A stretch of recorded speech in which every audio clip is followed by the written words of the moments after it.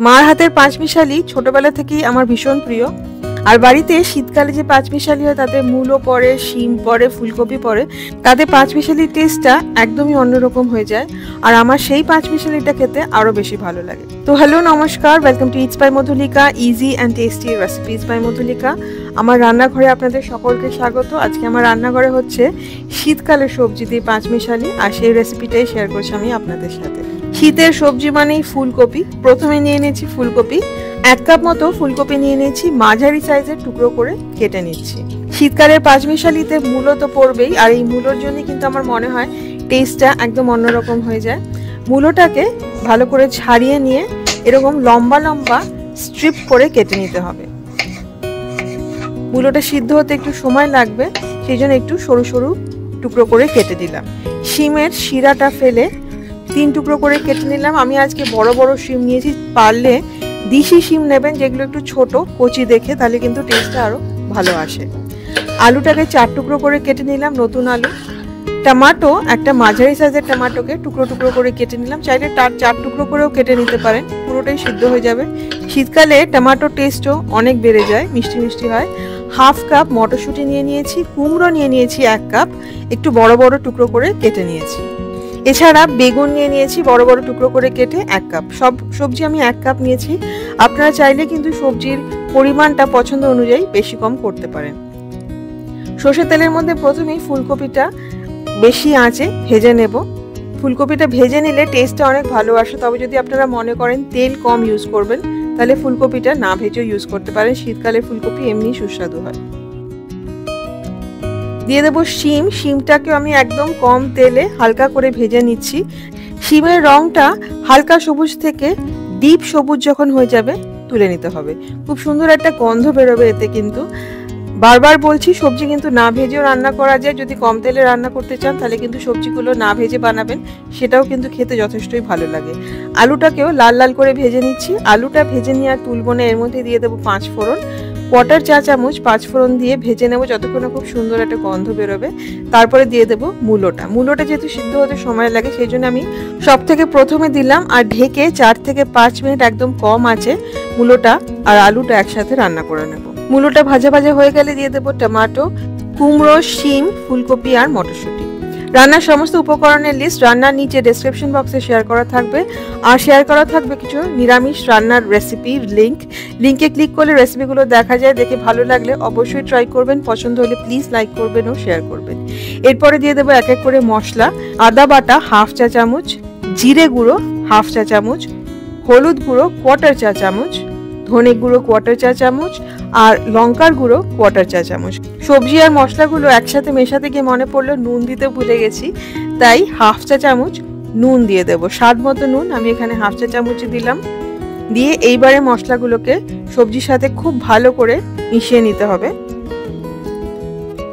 মশলাগুলো ভালো করে মেশানো হয়ে গেলে ঢেকে রান্না করতে হবে 5 থেকে 7 মিনিট একদম কম আছে। 5 থেকে 7 মিনিট রান্না করার পরে সবজিটা খানিকটা সিদ্ধ হয়ে গেছে। এইবারে দিয়ে দেবো বেগুনটা প্রথমে দিলাম না, কারণ বেগুনটা খুব তাড়াতাড়ি সিদ্ধ হয়ে যায়। তাই বেগুনটা যদি প্রথমেই দিয়ে দিই তাহলে বেগুনটা কিন্তু সিদ্ধ হয়ে গলে মিশে যাবে।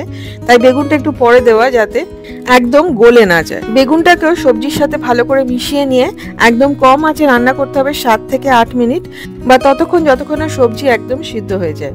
7 থেকে 8 মিনিট বাদে ঢাকা খুলে সবজিগুলোকে কষিয়ে নিতে হবে যতক্ষণ না জল একদম শুকিয়ে যায়। যত ভালো করে কষাবেন পাঁচমিশালির টেস্ট কিন্তু তত ভালো হবে। তবে খেয়াল রাখবেন বেশি কষাতে গিয়ে যাতে সবজিগুলো ভেঙে না যায়। দিয়ে দিতে হবে চিনি আর গরম মশলাগুলো। ভালো করে মিশিয়ে নিয়ে আরও 2-3 মিনিট কষিয়ে নিলেই তৈরি হয়ে গেল শীতের সবজি দিয়ে পাঁচমিশালি। নামাবার আগে দিয়ে দিতে হবে ঘি আর কাঁচা লঙ্কা। ঘি আর কাঁচা লঙ্কাটা ভালো করে মিশিয়ে নিয়ে গ্যাসের ফ্লেমটা বন্ধ করে দিতে হবে।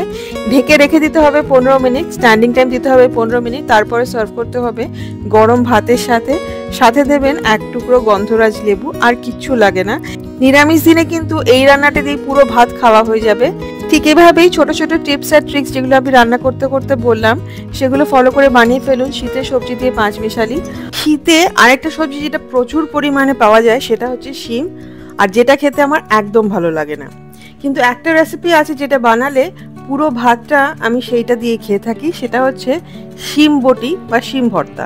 ইটস বাই মধুলিকা থেকে দ্বিতীয় নিরামিষ রেসিপি শিম ভর্তা। 250 গ্রাম শিম খুব ভালো করে ধুয়ে নিয়েছি, তারপরে দুই দিকটা ফেলে ভেইনসটা মানে দুদিকে শিরাটা এভাবে ফেলে দিচ্ছি। অনেক সময় এমনি কাটলে শিরাটা বেরোয় না, তাই পিলার দিয়ে কাটলে কিন্তু শিরাগুলো পুরো বেরিয়ে আসে। পুরো শিমটা, গোটা শিমটা এবারে সিদ্ধ করে নেব। যতটা কম সম্ভব জল দিয়ে সিদ্ধ করতে হবে। আমি এখানে হাফ কাপ মতো জল দিয়ে সিদ্ধ করলাম।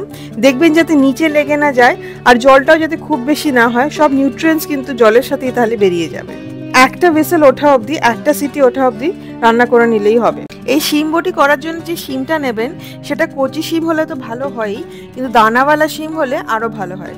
শীতের শেষে বুড়ো শিম দিয়ে যখন অন্য কোনো সবজি ভালো লাগে না, তখনই সব থেকে বেশি রান্না হয় এই রেসিপিটা আমাদের বাড়িতে।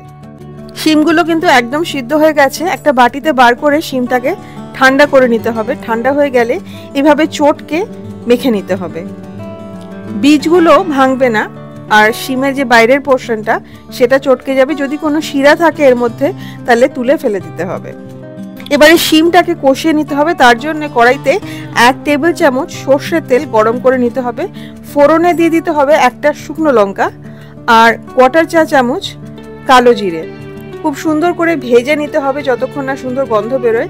শুকনো লঙ্কাটা আগে লাল লাল করে ভেজে নিয়ে তারপরে কালো জিরেটা দিয়ে সুন্দর গন্ধ বেরোলে দিয়ে দিতে হবে হাত দিয়ে কচলে চটকে রাখা শিম। নুন দিয়ে দিতে হবে স্বাদ মতো। আমি এখানে 1 চা চামচ নুন দিয়েছি।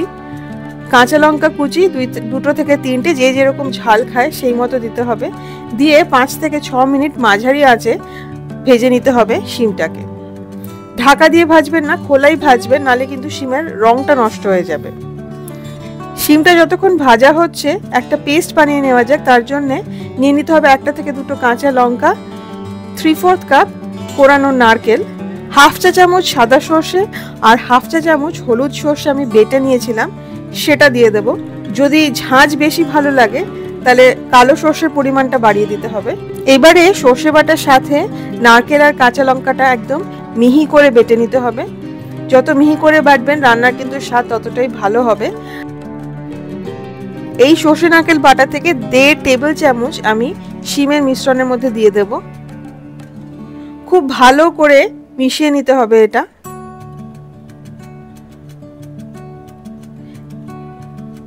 ভালো করে মিশিয়ে নিয়ে এটাকে ভাজতে হবে মাঝারি আঁচে যতক্ষণ না জলটা একদম শুকিয়ে আসে। এখনো কিন্তু প্রচুর পরিমাণে জল আছে এর মধ্যে। এই জলটা পুরো শুকিয়ে একদম মাখা মাখা হয়ে আসা অবধি এটাকে ভেজে নিতে হবে। দেখুন জল একদম শুকিয়ে গেছে এবং এই সময় একটা খুব সুন্দর গন্ধও বেরোচ্ছে। শিমটা নারকেল বাটার সাথে যত ভালো করে কষাবেন টেস্টটা কিন্তু ততটাই ভালো আসবে। জল যাতে একেবারেই না থাকে।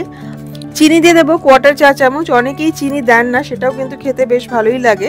আমি 1/4 চা চামচ চিনি দিলাম, খুব সামান্যই চিনি দিলাম। ভালো করে মিশিয়ে নিয়ে দিয়ে দেবো ধনে পাতা কুচি 1/4 কাপ আর দেবো 2 থেকে 3টে কাঁচা লঙ্কা। এবারে ধনে পাতা আর কাঁচা লঙ্কার সাথে শিমটাকে আরো 2 মিনিট মতো কষিয়ে নিতে হবে। ধনেপাতা আর কাঁচা লঙ্কা দেওয়ার সাথে সাথে কিন্তু রান্নার গন্ধটা একদম পাল্টে যাবে, টেস্টটাও একদম পাল্টে যাবে।